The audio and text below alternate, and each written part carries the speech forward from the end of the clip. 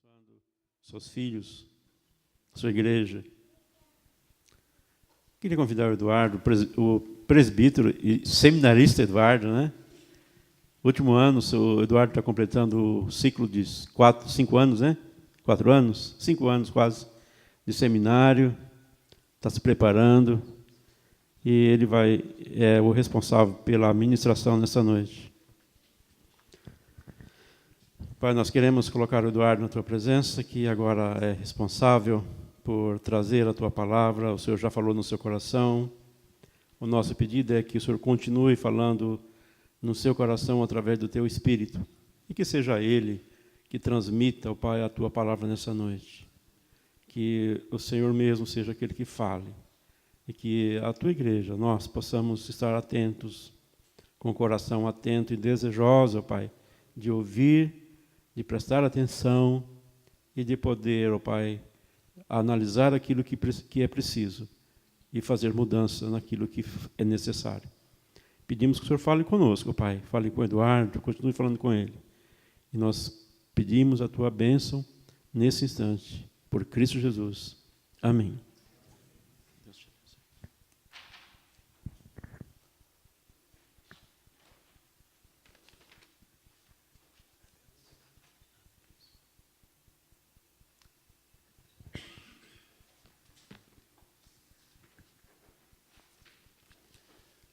Boa noite, irmãos.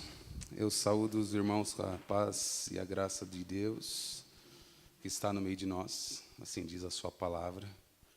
E para a gente é sempre uma grande honra estar aqui, em poder compartilhar um pouco daquilo que Deus tem feito em nossa vida. E eu gostaria de convidar os irmãos, a gente vai tentar fazer de alguma forma um pouquinho diferente aqui. Tá? Vou tentar. Que os irmãos abram as suas Bíblias, ou se quiserem acompanhar aqui no PowerPoint, a gente pode fazer assim também. Se tiver, Marisa, você pode fazer uma gentileza de baixar um pouquinho a luz aqui da frente? Por favor.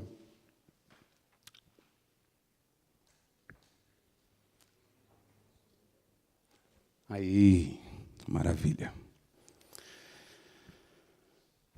João, 1 João 1, 5 a 7.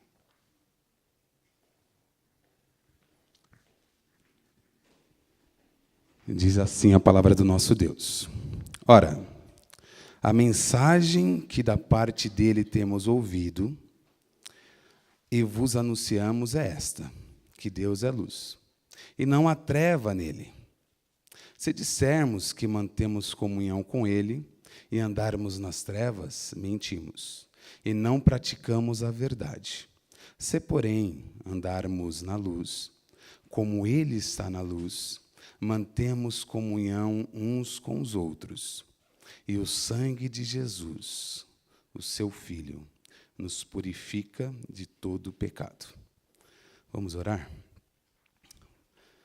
Pai, obrigado, Senhor, por estar aqui, pela sua palavra viva, verdadeira, eficaz. Nós estaremos aqui, ó Pai, refletindo, que o Senhor, ó Pai, possa falar à sua igreja. Sabemos, ó Pai, que não conseguimos, ó Pai, por nós, mas que o seu Espírito, ó Pai, tenha liberdade para operar aqui. Que o Senhor me use, ó Pai, como já foi orado. Que o Senhor, ó Pai, possa usar a minha boca. E que eu possa, ó Pai, compartilhar aquilo que tenho estudado. Em nome do Pai de Jesus que nós oramos. Aí agradecemos. Amém.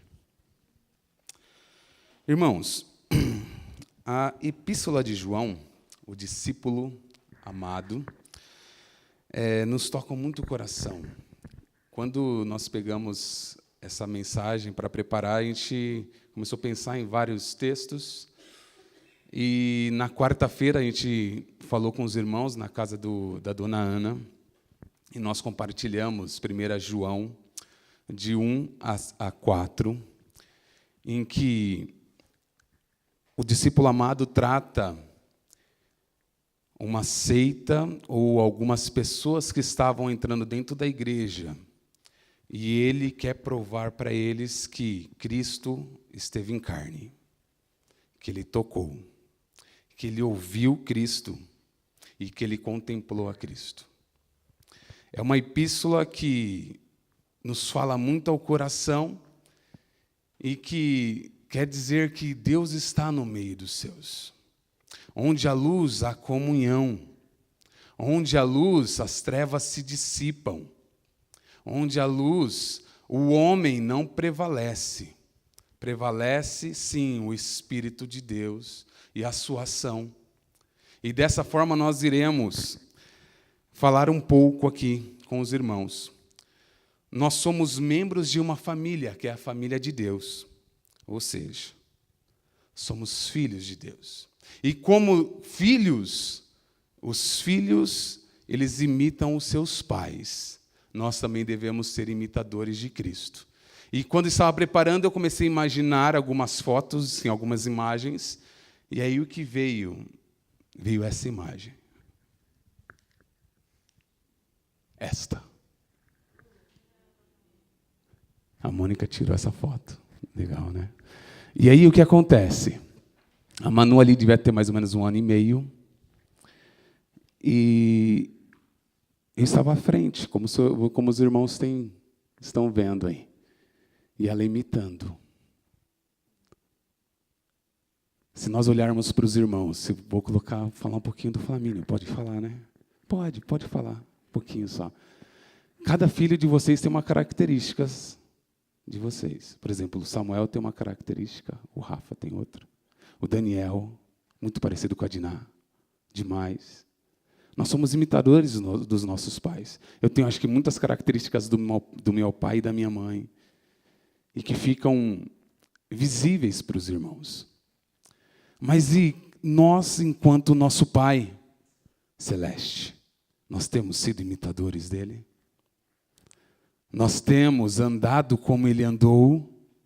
Nós temos caminhado conforme ele quer que nós caminhemos? Essa foto talvez possa ilustrar uma parte da nossa vida. Mas Jesus nos chama a caminhar conforme ele caminhou. Andar com todas as pessoas, independente de como elas são, ou do que elas possam proporcionar para nós.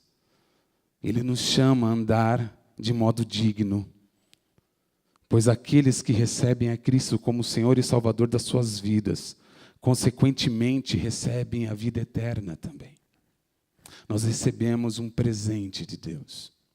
Quando nós aceitamos Ele, nós recebemos dons, presentes, que no futuro nós também o praticaremos. Nós estaremos com Cristo em glória. A epístola de 1 João é de um pastor que quer cuidar das suas ovelhas. Provavelmente ele escreveu no ano 90, 95 essa epístola, então já era no fim quase da sua vida.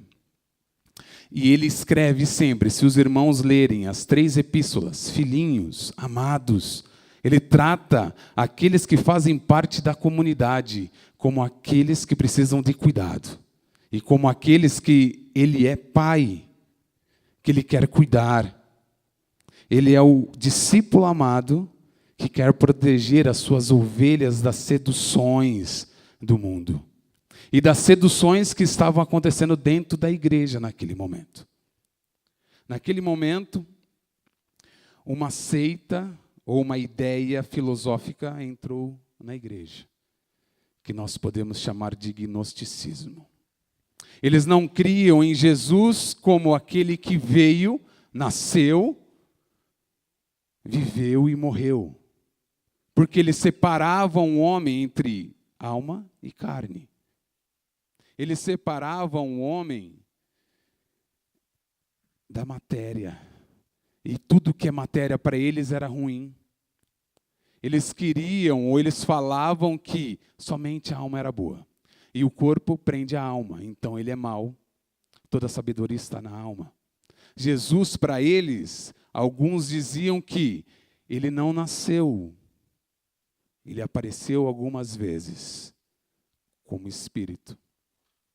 Para outros, Ele só se tornou Deus depois do batismo. Mas ele não morreu. Porque como pode ser que um Deus morre? Ou como um Deus pode morrer? Uma concepção platônica.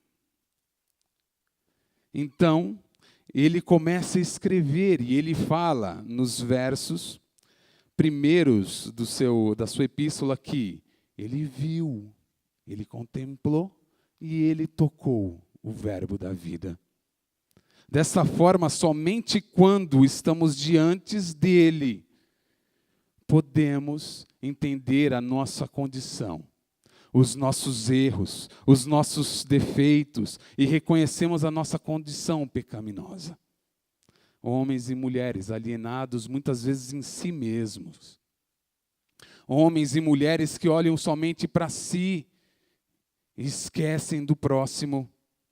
A palavra de Deus está na revelação divina, então João é o discípulo amado que não cria a mensagem. Ele recebe a mensagem e fala para as pessoas. Ele recebe a mensagem do Altíssimo e revela para as pessoas aquilo que ele recebeu. É a forma de ética que exige santidade de cada um de nós. E ela não está ligada a conceitos, mas sim à prática. Nós caminhamos, conhecemos os nossos vizinhos. Se não conhecemos, deveríamos conhecer. Nós conhecemos as pessoas que trabalham conosco. São pessoas aflitas, pessoas que necessitam de Cristo. Mas muitas vezes vivemos o nosso mundo só. Vivemos num gueto, parados. Vivemos de forma que as pessoas não sabem quem somos e nem querem saber quem somos, porque nós não atraímos elas. Jesus é o homem ético, pois foi ele que falava o que fazia e fazia o que falava. O pastor trabalhou isso a semana passada. É o Deus encarnado, 100% homem, 100% Deus, que a sua ação era aquela que ele falava para as pessoas, e vice-versa. E aí eu queria fazer uma pergunta para os irmãos, não precisa me responder. Nós temos sido éticos? Temos falado e vivido? E temos vivido e falado aquilo que temos lido, feito? O objetivo do discípulo amado é mostrar que não podemos ter comunhão com Deus aqui, irmãos, sem ética e sem comunhão. Os irmãos dependem da santidade de Deus. E a santidade não é um processo, é um estado. A partir do momento que aceitamos a Cristo, somos santos. Não estamos em processo de santidade. William Barclay, ele tem uma frase que eu achei muito interessante para falar com os irmãos.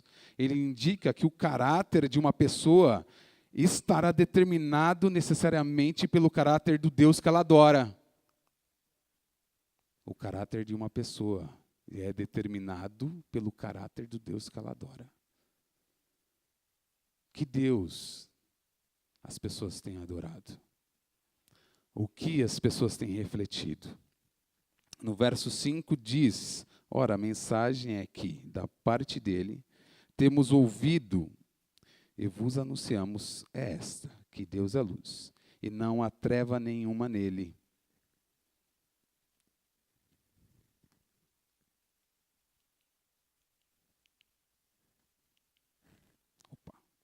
Desculpa. A mensagem acerca da natureza de Deus vem do próprio Jesus. A palavra mensagem nos sugere a concepção de Deus que os seres humanos têm e não poderiam ter formado por si mesmos sem a ajuda de Deus. Isso quer dizer que é uma revelação divina. Jesus é a fonte da mensagem de João. É a natureza de Deus que é revelada através de nós. Em João 1:2 diz, e a vida se manifestou, e nós a temos visto, e dela damos testemunho. e vou anunciamos a vida eterna, a qual estava com o Pai e nos foi manifestada. A vida de Deus, ela é manifestada através de cada um dos irmãos.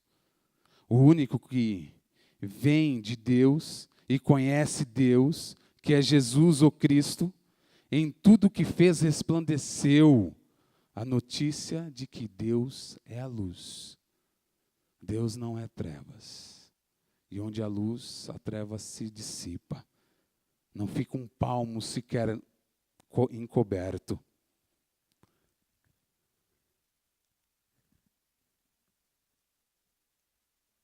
A mensagem acerca da natureza de Deus é anunciada pelos apóstolos. E vos anunciamos esta mensagem. João é o discípulo amado, não é o autor da mensagem, mas é aquele que fala sobre Cristo. Ele fala sobre tudo aquilo que ele viu de Cristo. Talvez ele dormiu ao lado de Cristo. Ele ceiou ao lado de Cristo. Isso é verdade. Talvez ele viu as maravilhas que não estão aqui, porque não caberiam, diz assim a palavra de Deus, mas ele ouviu, ele tocou, e ele estava anunciando as verdades do reino. A proclamação da verdade acerca de Deus não apenas edifica os salvos, mas reprova os falsos mestres que falamos. Dessa forma, todo crente tem que anunciar a verdade. Ide por todo mundo e anunciai o evangelho. A mensagem acerca da natureza de Deus é desvendada. Deus é luz, e nele não há treva nenhuma. João registra essas palavras ditas, por exemplo, a mulher samaritana. Deus é espírito, em João 4:24. Deus é espírito, importa que seus adoradores o adorem em espírito e em verdade. Em 1 João 1,5, como lemos, Deus é luz. Ora, a mensagem que da parte dele temos ouvido, vos anunciamos é esta, que Deus é luz. E não há nele trevas nenhuma. Deus é amor. 1 João 4:8. Aquele que não ama, não conhece a Deus, pois Deus é amor. E o ensino de Jesus acerca de Deus é que Ele é luz, e a luz ilumina, aquece e se alastra. Ele traz o conhecimento da verdade. A luz, ela ilumina e não há trevas. Ele aquece. Quando nós estamos precisando, muitas vezes nos sentimos aquecidos pelo abraço de Cristo. Ele purifica como o ouro é purificado. Meu avô era Orives, o pai da minha mãe. E ele fazia algumas coisas, e eu lembro que eu ganhei uma vez um anel dele, que era com prata, ouro e tinha uma pedra vermelha. E no trabalhar ele aquecia demais aquele metal. Minha mãe relata que ele ficava horas e horas esquentando para tirar o melhor metal. Deus faz isso conosco. Ele vai nos lapidando. Ele nos pega como pedra bruta e nos lapida. Nós ouvimos, nós contemplamos, nós tocamos em Cristo. Deus é luz no sentido que a sua natureza é revelar-se, pois só conhecemos Ele porque Ele se revelou a cada um de nós. Ele fez assim na criação, irmãos. E tudo que Ele fez foi bom. A palavra de Deus em Gênesis 1 e 2, ele vai lá, que haja luz, e viu que a luz era boa. Ele fez o homem, e aí, de repente, ele olha para o homem só, e ele precisava de uma auxiliadora. E ele faz o homem cair em um sono profundo, tira uma costela, a primeira cirurgia relatada, e faz a mulher, para que ela ande com ele. E a palavra de Deus diz que todas as tardes ele ia ter com o homem e com a mulher. Ele queria saber o que tinha acontecido com eles. E quantas vezes nós temos parado para ouvir e falar com Cristo? Hoje na aula do Lucas tá? Tá. O Lucas estava falando e um adolescente deu um testemunho que ontem, em um momento crítico da sua vida, ele foi para o quarto, pegou a Bíblia e orou. Deus falou com ele ali. E quantas vezes nós temos feito isso? Nos momentos de desespero. Ou temos olhado e não dado certo crédito a Deus, que Ele pode resolver. Não sabemos ou não temos dado crédito àquele que nos fez e que nos enviou para a sua obra. Quantas vezes nós temos olhado para situações de crise e feito como esse adolescente? Deus está. Deus é luz. E aí você deve estar se perguntando, onde ou em que Deus se revelou? Ele se revelou na criação. Ele se revelou na consciência do homem. Ele se revelou nas Escrituras, ele se revelou em Jesus. Ele se revelou e se revela em você. E eu queria fazer um exercício com vocês. Você pode olhar para o irmão que está do seu lado? Uma pessoa, olhe para ela, por favor. A imagem e semelhança de Deus. Não como Deus, mas a imagem e semelhança de Deus. Deus é luz. Ele se revela através de cada irmão aqui. Ele se revela em cada sorriso, em cada abraço, em cada encontro, nos almoços, nos jantares, no café da manhã. Em tudo Ele está. Cada um de nós somos milagres de Deus. E Ele fala com cada um de nós, todos os dias. Deus é luz no sentido que a sua perfeição moral absoluta, pois não há erro no seu caráter.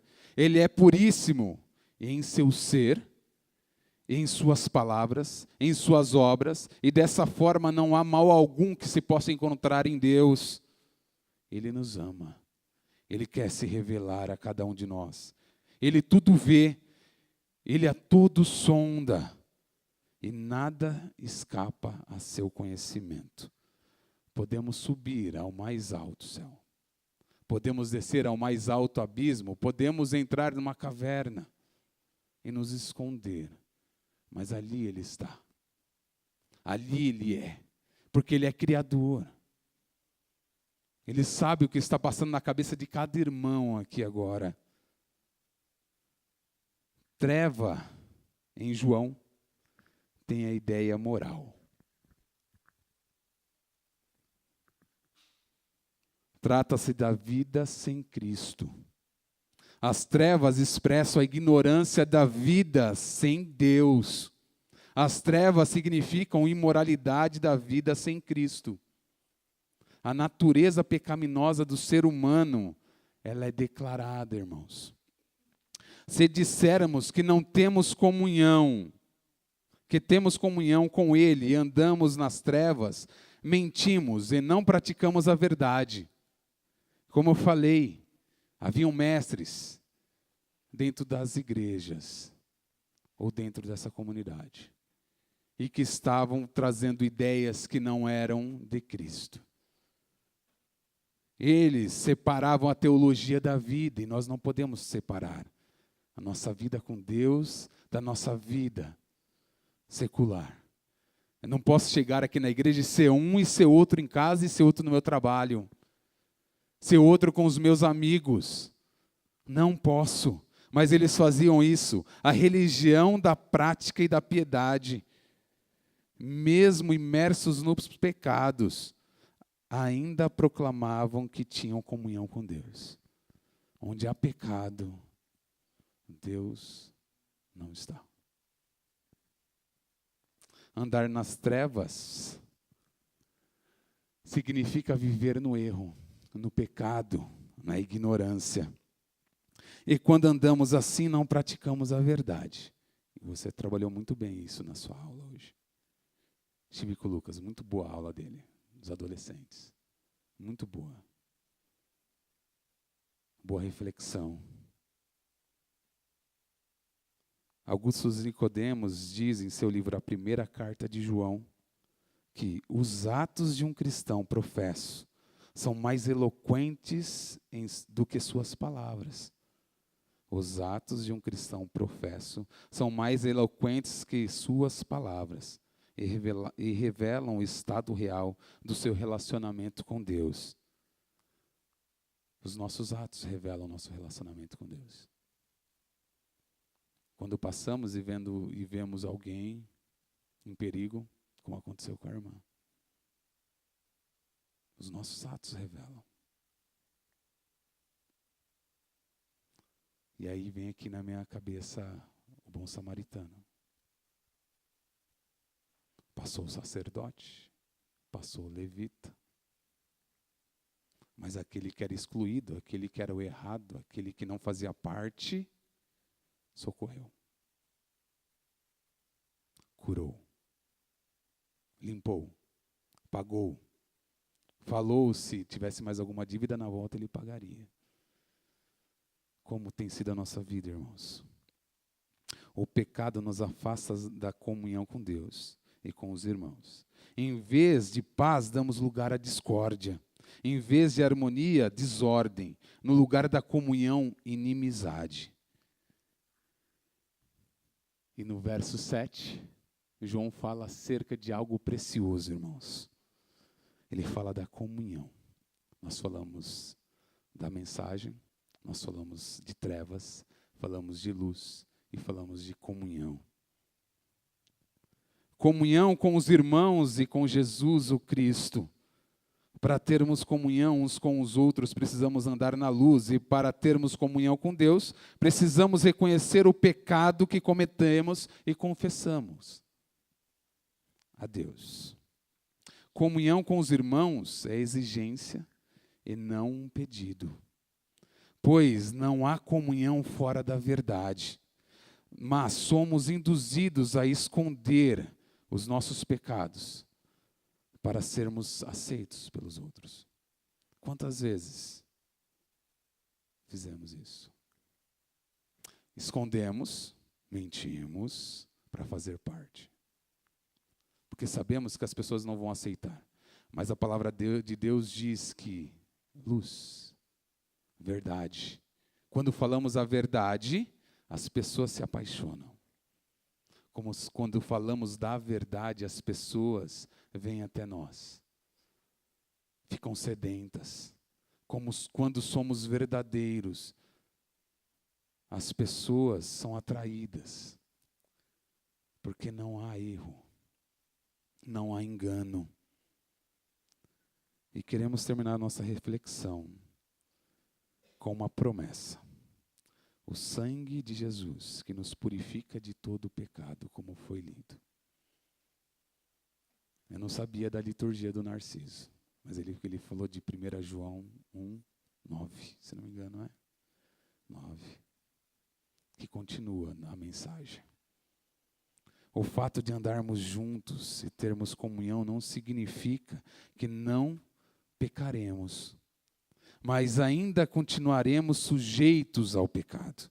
Porém, temos a promessa de que a purificação pelo sangue de Jesus, e não somente purificação, mas tirar toda a mancha do pecado.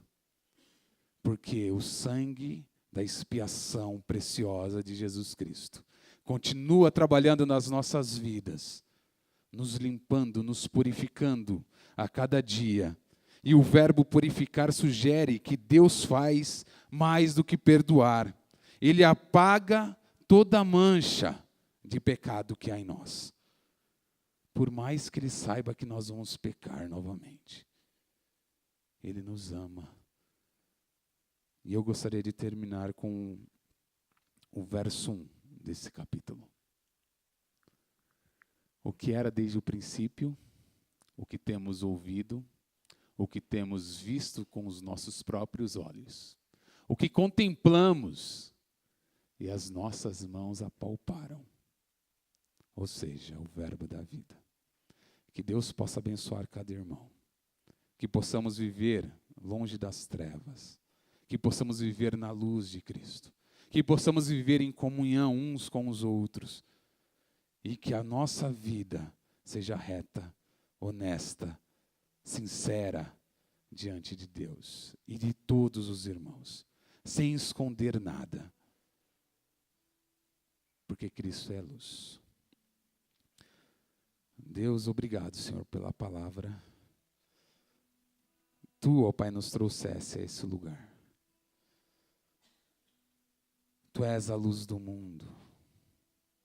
Tu és aquele que, onde está, as trevas não estão. Tu és aquele que nos chama para a maravilhosa luz. Tu és o Emanuel, o Deus forte, o Deus conosco, o príncipe da paz. Agradecemos, ó Pai, a sua presença aqui. Somos homens e mulheres que necessitam de Ti, Jesus. Revela, Pai, a cada dia, ó Pai, a cada um dos irmãos queridos aqui. Pai, que a sua palavra, Pai, chegue, ó Pai, ao nosso coração, ó Pai. E que nos incomode, ó Pai, dos nossos erros. Trabalhe, ó Pai, com cada irmão. O Senhor, ó Pai, conhece os seus anseios. Conhece, ó Pai, as suas angústias. Talvez amanhã é o dia de pagar a conta, não tem.